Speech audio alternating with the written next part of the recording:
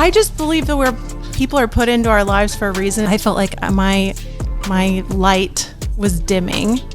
I felt like I wasn't connecting spiritually. I need to try this and cut alcohol out and see what happens. And I'm not kidding when I tell you that everything just kept rising and leveling up. Cigarettes were supposed to be good for you back in the 80s, right? I know. Even if you are drinking not to get drunk, it still messes with your brain as far as you can't, you get a little foggy.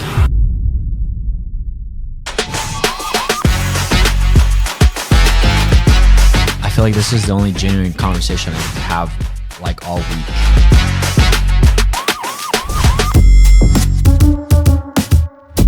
So Kristy DeBoer, welcome to the WillPower podcast. How are you doing? Thank you so much. I'm so great. I'm super, super pumped to be here because this is probably not new to you. I mean, you used to work at a news station. Yes. For how long? 7 years. 7 years, man. Yes. And then you ended up,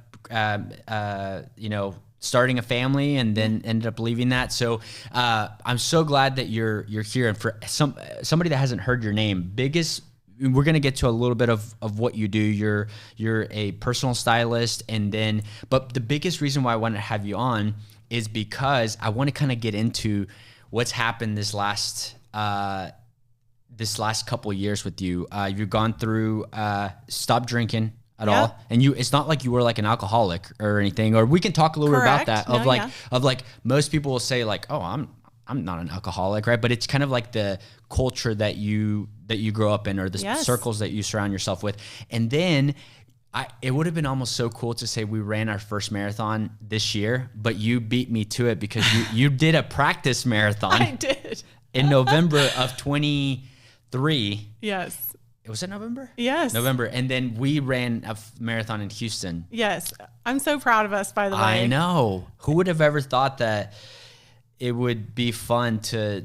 It's not fun. You like it. I just believe that people are put into our lives for a reason. And I mean, I met you through a training run, and here we are. I know. I absolutely am so thrilled to be here and have a conversation that we're not running. I know. Even though I love running. But yeah, over the last 3 years has just been an awakening, if you will. And I love talking about it. So when was it that you had your last drop of alcohol? Okay, August 12th. Of 2021. Yeah. Okay. So that was pretty much right. Well, not in the middle of COVID. I kind of two things about COVID. I think that it happened last year. Right. I'm COVID, right? Yes. That was 4 years ago. I know. It feels like yesterday and a millennia ago at the same time. And because I think whenever I think of COVID, I think of first of all, it's called COVID-19. It didn't happen. It wasn't a thing in 2019. It started the dumpster fire. Yes. But then I always kind of lump 2021 in there. Yeah. But 2021, we were out. I mean, we could be out having, I remember seeing people post, man, I just can't wait to be at a table at a restaurant and just be able to eat chips and salsa. I know, right? Absolutely. I feel this. Yeah. So you're somewhat in the middle of it, I feel like when people started drinking more. Yes. Because I didn't know that a liquor store was an essential business. Did you know that? Oh, apparently it is. Well, and then I researched this, and then it's because, and I didn't know this, people who are truly alcoholics, that they wake up and they're, drinking vodka or whatever they're drinking, if they go too long without drinking, they could die. Correct. I did not know this until COVID, because I was kind of annoyed. I was because all these people were losing their jobs, and I was the sales went through the roof. So walk me through what made you do that decision, especially in the middle of what was going on. Oh gosh. Okay. So I guess you could say I was sober curious for a long time. Okay. What does that mean? I mean, I knew I would be better off if I quit drinking. And this is just in your head? Yeah. This is the conversations inside my mind, and also through therapy and understanding that, I just felt like it was holding me back. And so I was always curious. I could go long spurts, obviously, for a long time in between. So I don't consider myself an alcoholic, but I did feel that it was problematic in the fact that anytime I would do that, it was like full send, like party, like binge drinking. And then I would feel so much shame and just gross afterwards. And so when I decided to stop, there are 3 reasons. And so I'm so thankful that you're asking me these things, because I think there needs to be a little bit of clarity, because it's not one-stop shop, not one-stop sobriety. For me, it was like mentally, spiritually, and physically. So I had gotten to a place where I felt like my light was dimming. I felt like I wasn't connecting spiritually to God. I also felt like I was looking terrible. So I thought, hey, I need to try this and cut alcohol out and see what happens. And I'm not kidding when I tell you that everything just kept rising and leveling up. The longer I went, the longer I wanted to go, the more benefits I felt just across the board, albeit mentally, physically, spiritually. So I'm a huge fan. I don't think it's for everyone, but for me, it was also the catalyst of like, I want to be the best I can be at 40. So I quit drinking at 39 and just really dialed into my health, my fitness, my wellness, and my, who is Kristy and the best Kristy that I could be. So here we are 3 years later, and I'm just getting started, William. I'm just getting started. I love it. And it's funny that, and I'm glad that you said I could go long spurts without drinking, so I didn't consider myself an alcoholic. I think in one of our runs, I told you that I made a bet with like a couple people in the office. It was 4 people actually, and that we weren't going to drink in August. Right. And one person lasted 1 day, but they're not an alcoholic. Right. Quotation marks. I mean, I don't know, right? And then another person lasted not even a week. And then so me and somebody else were the only people that like actually made it. And for me, it was mainly about like, I just needed a reset, Yeah. I can attest to where the clarity, like you do have a lot more clarity whenever you're not drinking than when you even have one glass of wine, right? Right. Because a lot of people think like, oh, well, I'm just drinking a glass. Because actually, I mean, there's some studies out there that if you drink a glass of wine a night, like it's supposed to be somewhat healthy. Like if it's like a red, like, all this stuff. It's really good marketing. Yeah. And then, so, I mean, cigarettes were supposed to be good for you back in the 80s, right? I know, right? So, but it's like, even if you are drinking not to get drunk, or even if you don't like feel like tipsy per se, it still messes with your like brain as far as like you can't, like you get a little foggy. So I did notice that big time. And then the other thing I wanted to ask you is, actually going back to it, when you said that you started to feel like you were looking terrible, which I don't think you were looking terrible, because if I would have looked at you, I would have, not really thought anything. But the before and after that you did right before the marathon, I was like, wow. So talk to me about that transformation. Okay, so and when I look in the mirror, this is who has always been there. So that's another thing, is that it's a physical transformation, but this has always been Kristy. I literally shed pounds. How much did you lose? But about 30 pounds. Okay. Wow, 30 pounds? Yeah. I wouldn't have guessed that. I carried it really well. There you go. And getting confidence back so I just felt like it was just holding me back. And so I wanted to try something. When you're talking about your coworkers, just, there's peer pressure to fit in. And when you do something against the grain, it's like, whoa, wait a second. Like you immediately think of someone that doesn't drink that they have a problem. But and I like to say like alcohol wasn't the problem. I just removed that.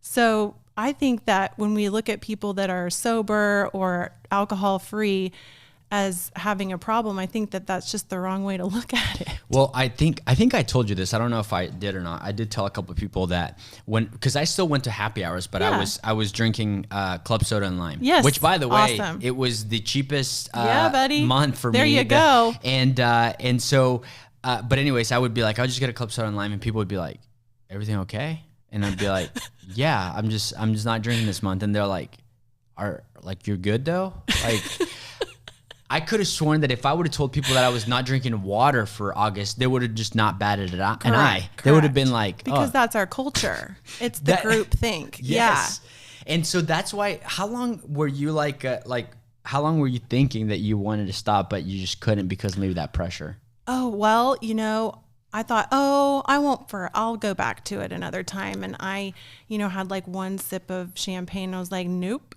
Never. No. Especially champagne. Well, it was more of like, can I have a celebratory drink and still be, it's a mind thing at that point too. Yeah. So it was like, I haven't gone this far to mess it up at this point in my mind. Cause that's also like, tell me I can't.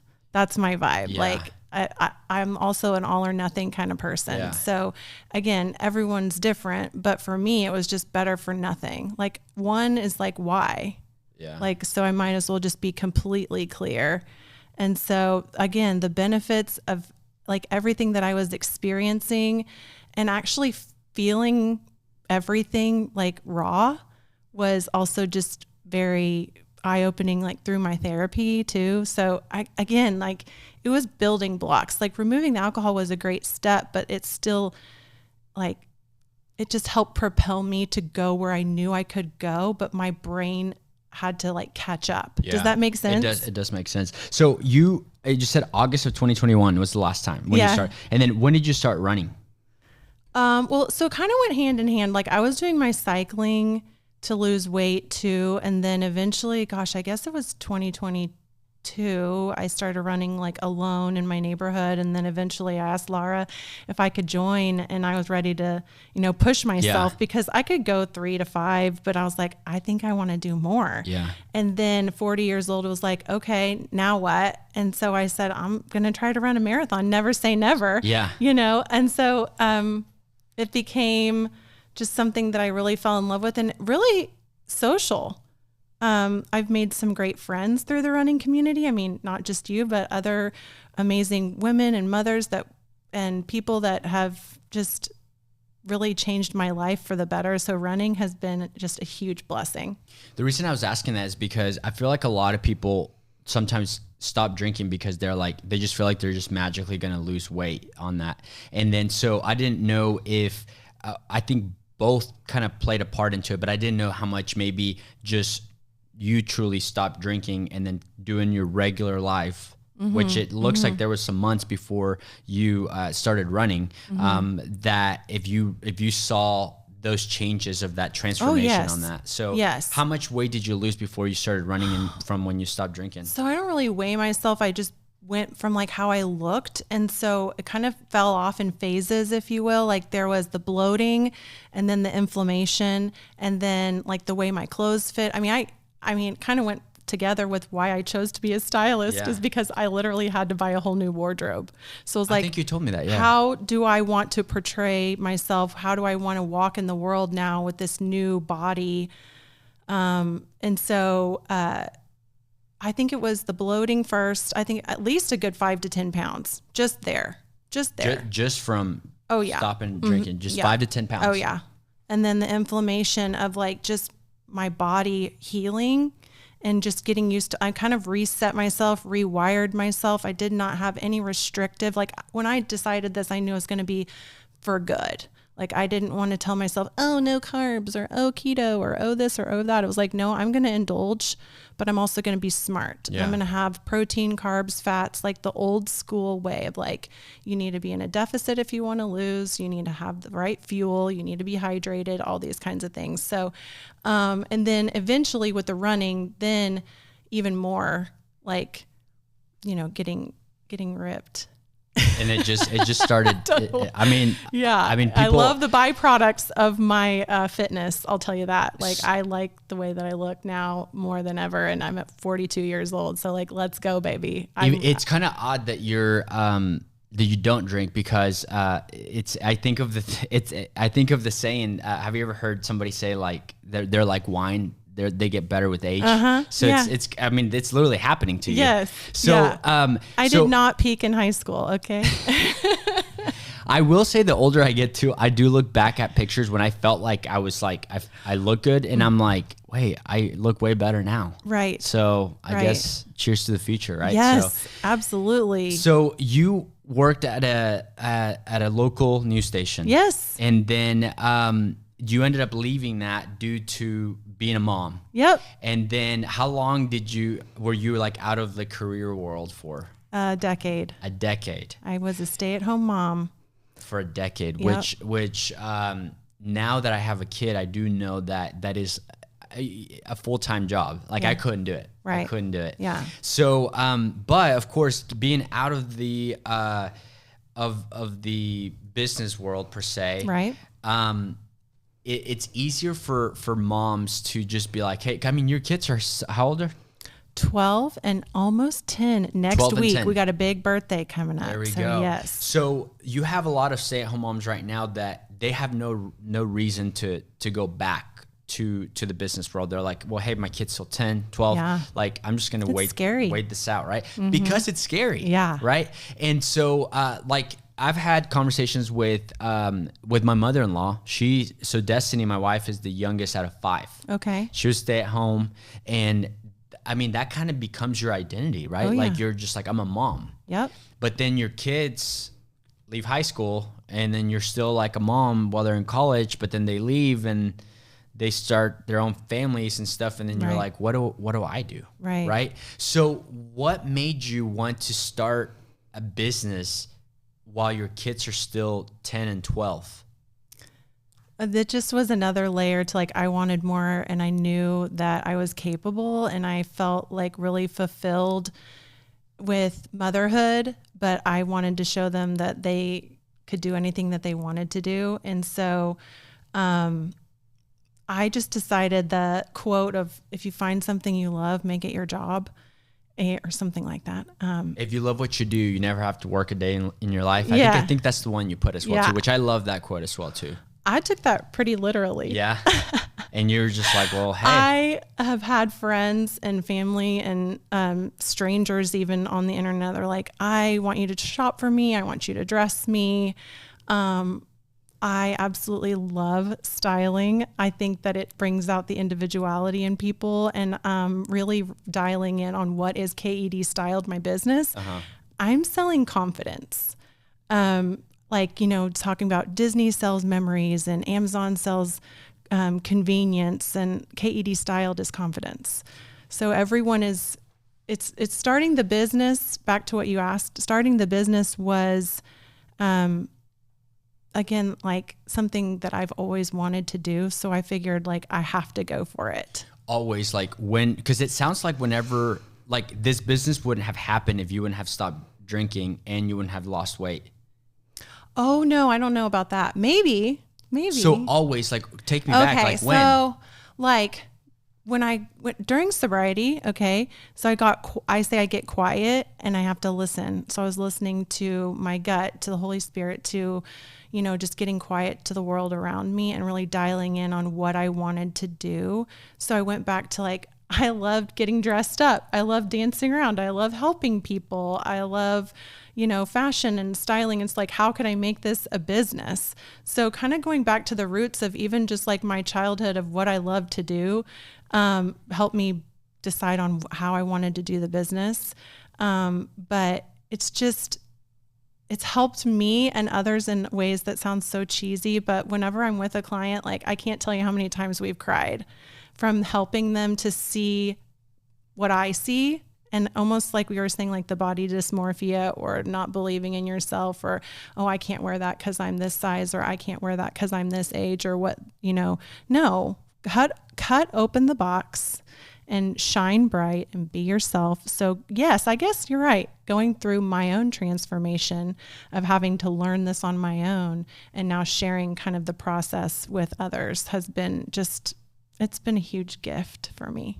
And I do 100% believe with what you're saying, as far as you look good, you feel good, right? Yeah. Like, I mean, I wouldn't say that I'm the most stylish person by any means, but like just a quick thing that, like, for me, for example, and it's like a mind thing, right? So people make comments that like my pants are really tight, right? And I really like the way that my pants feel, and I feel good.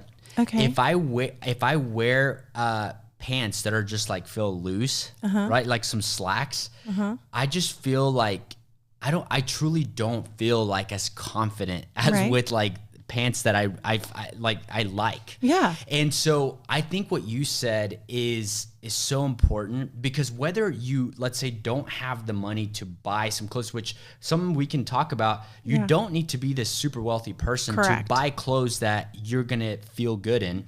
And then the other thing is, even if you are, let's say, a super wealthy person that you have access to all these, fancy clothes, you could be wearing that, but still not feel like good in it. Yes. So let's talk a little bit about like, what is the, like, if you're meeting with the client, like, what does it look like for you to like style somebody pretty much? Like, how do you get that like if it's me and I'm wearing those like baggy pants, like how do you get me to be like, oh, the problem is that, it's not just like, because there's some stuff that I've worn that people are like, you look good in that, but I don't feel good in it. So walk me through that. Okay. First of all, you look great, and you should wear what you like to wear and not what anybody else wants you to wear. Cause like you said, like, what's it to them?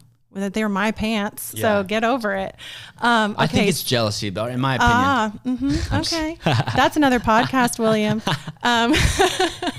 But when I talk to a client, thank you for asking, because I actually said this in a text message a couple of weeks ago. This woman we've talked several times, and I just said, I'm a no pressure person. When you're ready, you're ready. But we can go buy clothes if you want to, but it's not going to help your confidence until you're ready.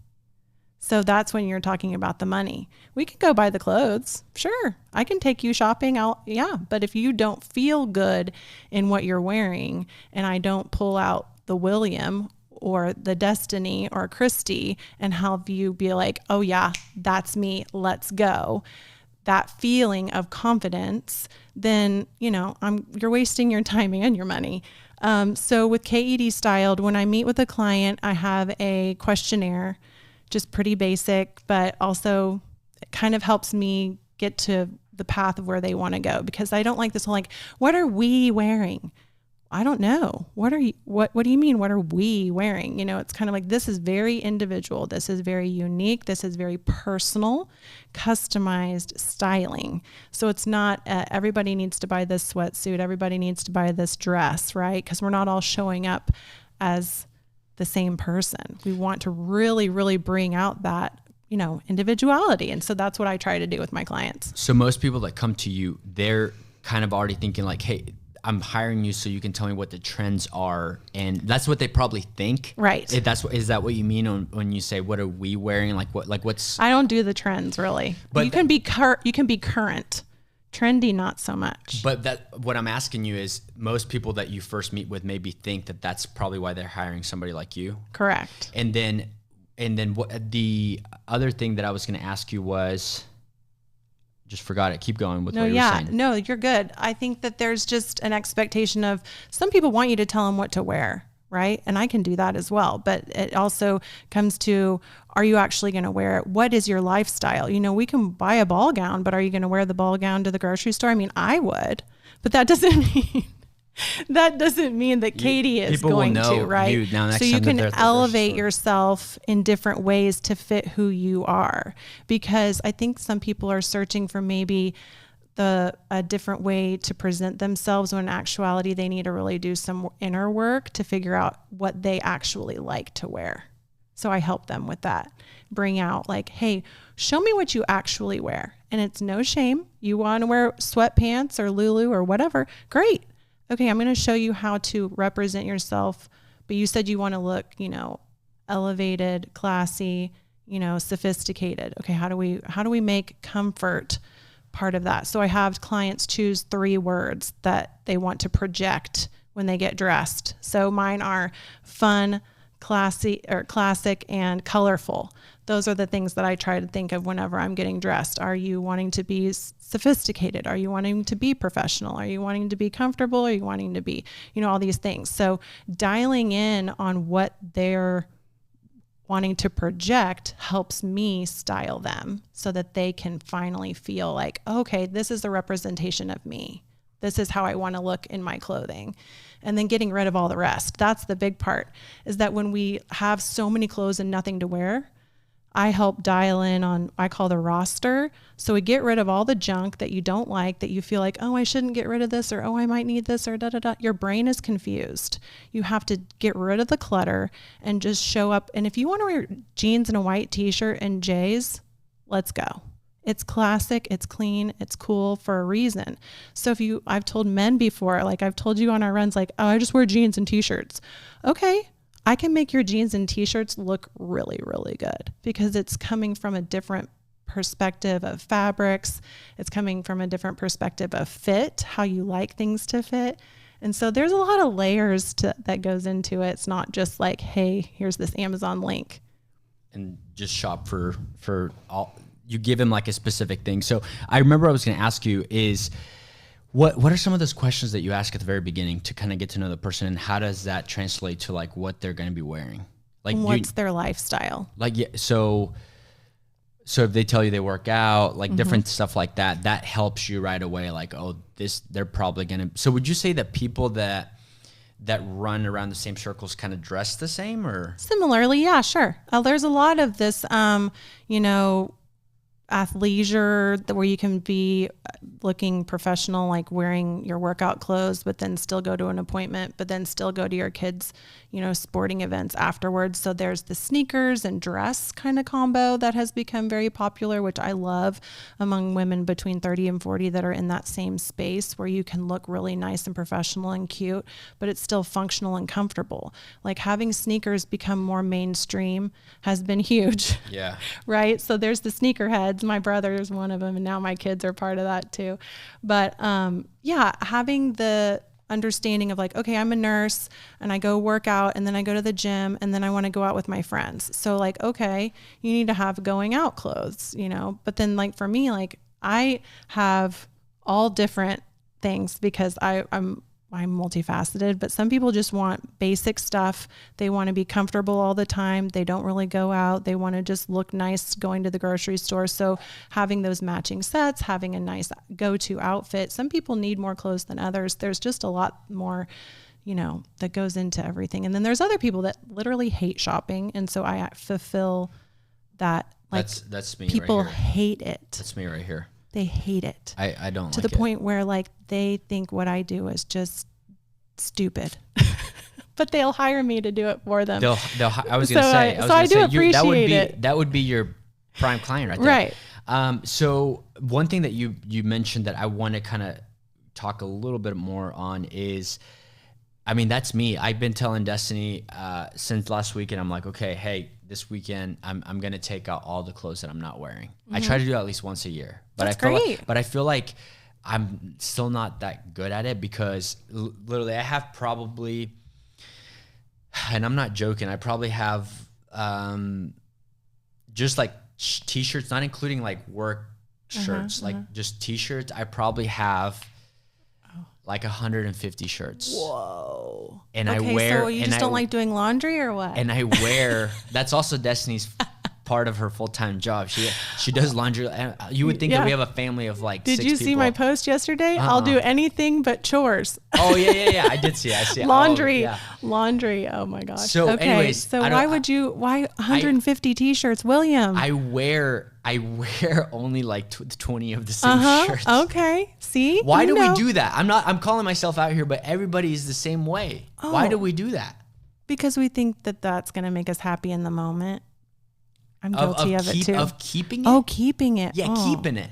I think we have, either memory or a guilt tied to it. Like, oh, I spent money on this, I should keep it. That's, yeah. Okay. So we don't even want to talk about how many shoes. I have more shoes than Destiny. Oh. And I wear the same shoes every time. And I can't get rid of them because I'm like. So I would ask you, where are we wearing these, William? Where are we going? I know. Where are we going? Are you talking about running shoes? I really hope Destiny doesn't listen to this one because I have another closet outside of our closet that's full of shoes, and she's like, we need to get rid of those shoes. Okay. And then I'm just like, this sounds like I just got a new client. I just talked. Thanks for having me and hiring me. Oh, this is a win. Well, I'm here all day. Okay. The only people that I have on is I feel like people that are going to have a good story that people can learn from, but then also people that I'm just genuinely intrigued in what they do, right? And I feel like you can't really have a full-on conversation like this. The only things that you and I have ever had have been like run talks, right? Yeah. And but I've always been super curious on that because I feel like a personal stylist is somebody that wasn't a thing back in like for like regular people. Correct. Yeah. When did that become a thing? Like a couple of years ago? That's a really good question. I don't have the answer to it. I would need to go back and look into some of my master classes on that. It's definitely become more of, it's a niche. It's a luxury. I think that it was more, in the models and even in like the music video era, which, oh my gosh, I love. But as far as, I think people hire like a plumber because they're good at what they do. They hire an electrician, whether they're your mortgage lender, good at what they do.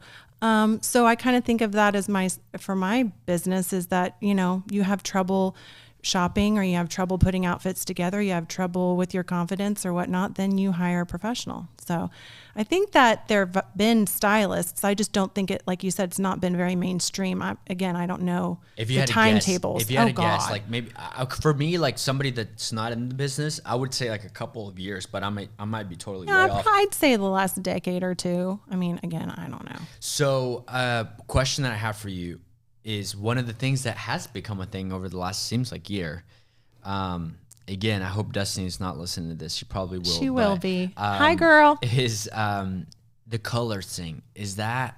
Oh, yeah. There's science to it. There's science to it. Sure. There's science to the one glass of wine a night, though. See? Yeah, this is true. Hey, Talk to me through that because okay. This is kind of a hot take. It's not my thing.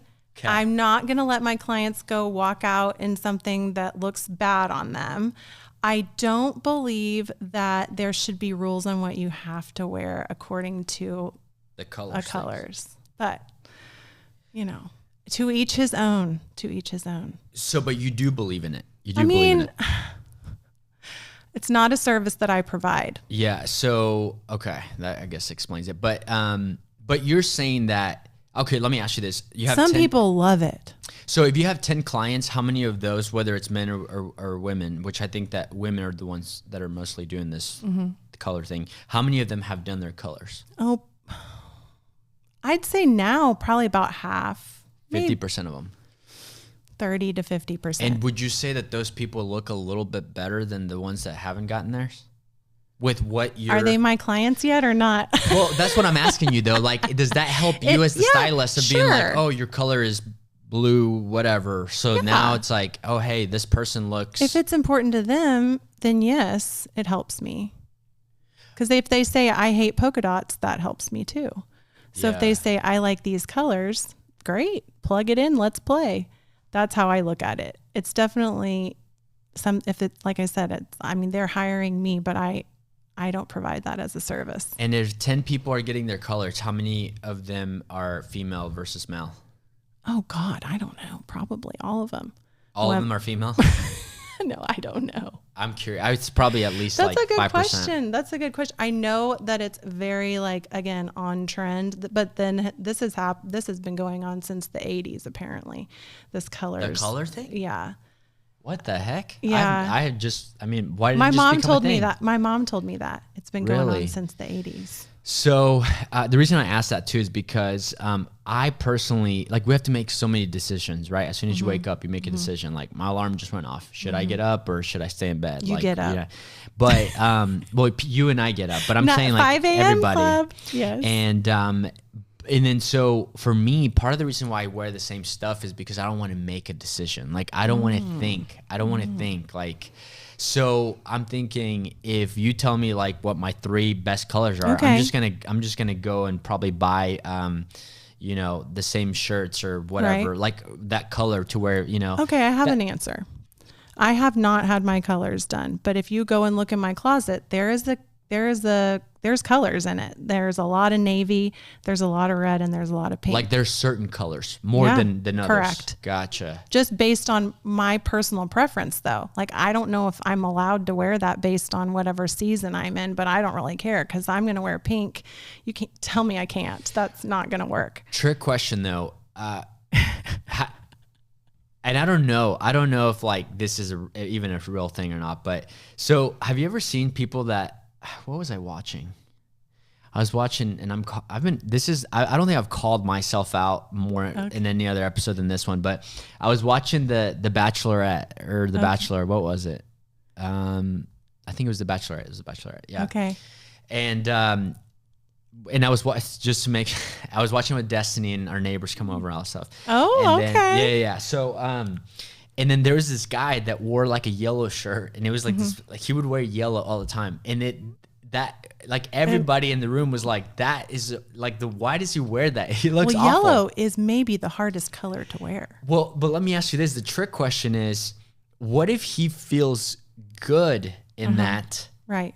But everybody else around him is like, that shirt is awful. Right. Do you think that that's possible? That like, yes. Because like when we were talking about how it's like. Delusion for sure. Yeah, all day. No, of course it's possible. Yes. So what if you're half the people walking around today? If I'm your client and then I'm wearing that, I would say we can do better. Let's not do that. But if I'm like, hey, I feel good in this, I can do better. So then you just so okay. I'm nice, but I will say the hard stuff. Okay, I'm glad that I asked you that because the way that you portrayed it at first, it's like they just have to not care about what anybody else says. I mean, to a certain extent, I'm not going to make you look like a fool. I'm not going to let you walk around with like making you look like you're sick. So you're saying that colors do make you feel like you're sick, maybe? I mean, yellow is just a hard color. Okay. Yeah. So your trick question is tricky for sure. I'm going to try to find some pictures of him and maybe you can use them as marketing. No, I say we can do better. Last thing I want to wrap up with is social media. Yes. I think that's one thing that we bonded. For sure. So talk to me about that. When did you start that? I feel like you have a good community, and I think it's something that you're able to like inspire people. And I think I've seen it in your face when people reach out to you and ask for help or say, hey, thank you so much for posting whatever you're posting because it's helping me. Walk me through like when you started to decide and say, hey, I want to start being active on social media, and then walk me through that journey. Okay, cool. Thanks. Yeah. Okay. I think it's a positive place, first of all. Secondly, the journalism, the storytelling, again, plug and play. Like it's easy for me to storytell through video, through, a creative space like that. 2016, I really got into it and I started my blog. I did a blog, called Just Happy Mommy, where I talked about the good, bad, and ugly of being a stay-at-home mom. And that resonated and did a little bit of the influencer thing. And then I turned away from that because it just got the ick. And then really wanting to be an inspirer.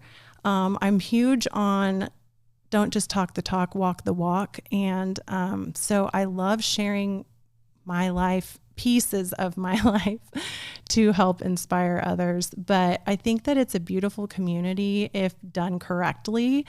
I think that social media gets a bad rap because there's bad people, but if you're doing it in the right way and utilizing it as a positive place to, build community and have a relationship with your viewers, if you will. Yeah.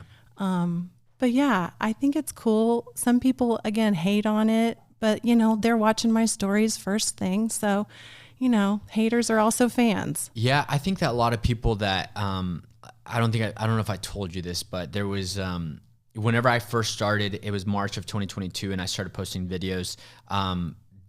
There was a lot of hate from other loan officers that do the same thing as I do. And then I knew some specific names, and it's funny that like a year and a half later, I was teaching a class at a title company, and it was a realtor class, and the title rep was like, hey, I know this is kind of a weird question, but would it be okay if I invited lenders? Like, we don't have to, but I specifically had a couple of lenders that asked me if they could come. And both of those names were some of the people that were criticizing me when I first started. So so I think that a lot of the time when people want to critique or hate on stuff, it's because they kind of are maybe too afraid to do it, and they kind of wish that they did it. And I do want to touch on when you said I share some of my life, because people see somebody like you and I, and they're like, Will and Kristy share everything. And it's I feel like I share probably, and I'm being completely honest, like less than 5% of my day. Right. When stories, and this, I'm talking in stories. Sure. And what's funny though, is that anytime somebody sees me, like one of the guys that we just had on a couple weeks ago, I haven't seen this guy since high school. And he sat here on the podcast, was telling me like, dude, I know that you do a cold plunge every morning. I know that you run with your family. Like he could tell me everything. Like it's like as if he knew me, even though I'm still sharing less than 5% of my day with people. Correct. So, but I think that that's one thing that big misconception is that people are like, oh, I could never share like everything I'm doing all day. Oh yeah. And it's not like that. Right. So my favorite quote recently is, you don't know me, you know my social media. So it's still authentic, and it's still me, and it's still William, but it's just pieces that I choose to share. I don't share a lot of the intimacy of my day-to-day life, but that's also just like weird for people to think that they know you based on what you share, because it's kind of like saying, you know, the superstar on the TV. Like you don't really know them, right? Yeah. But I think we have to go into it with our eyes wide open of not being hateful for people that choose to share and inspire others, because what I have found, the community of people that I have connected with has just, again, been such a gift that I really help people either quit drinking or feel better about themselves, or, you know, connect. And that's what humans want at the end of the day. Like us having this conversation is so uplifting, because we're having a connection, we're making eye contact, we're sharing. And I just think that that's where people get lost. And I think that that's the part of social media that is, you know, what my dad says, the goodie. You know, that's the reason why I feel like I have had the consistency I've had with this podcast. Outside of everything else, I feel like this is the only genuine conversation I get to have like all week. You know, just because we have so many distractions. Yeah. Like this is the longest I go without my phone all day, besides the time that I'm sleeping. Right. And this is the most like eye contact that I have with somebody, you know, all day. It's so, and that to me is important. Yeah. And so, Kristy, I appreciate you coming on. Thank you. Where can people find you? On Instagram, my personal is Kristy DeBoer, and my business is KEDStyled. And my website's KEDStyled.com. There we go. So, yes, thank you. All right. Thank you so much for coming. I appreciate you.